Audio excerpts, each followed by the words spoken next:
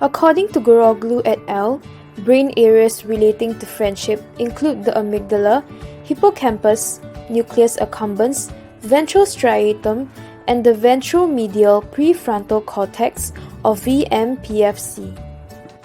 Previous works have investigated primarily the brain activity of individuals during breakups with romantic partners. A review of literature shows that no effort has been devoted to investigating the brain activity of individuals after breaking up with friends. Hence, the aim of this study is to investigate how brain activity changes in the amygdala, hippocampus, nucleus accumbens, ventral striatum, and the VMPFC in response to friendship breakups. It is hypothesized that there will be an increased activity in the amygdala and hippocampus and decreased activity in the nucleus accumbens, ventral striatum, and the VMPFC in the rumination condition relative to the neutral condition.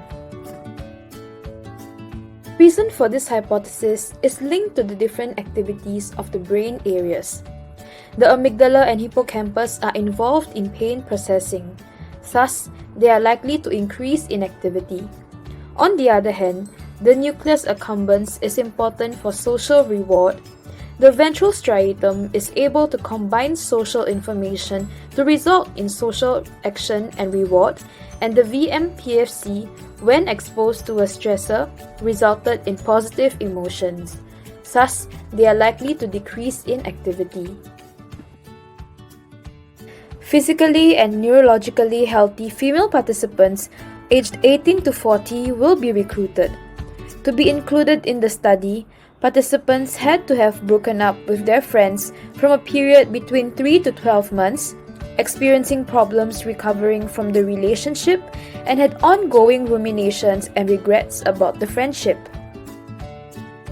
This study uses a blood oxygen level dependent or bold functional magnetic resonance imaging (fMRI) brain imaging technique with 3T MRI scanner.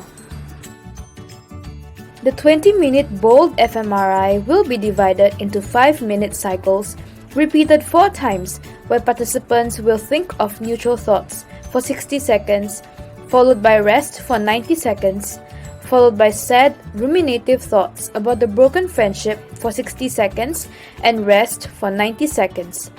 Between the cycles, there will be distraction attention tasks in order to prevent the carryover effects, since the cycles will be repeated 4 times.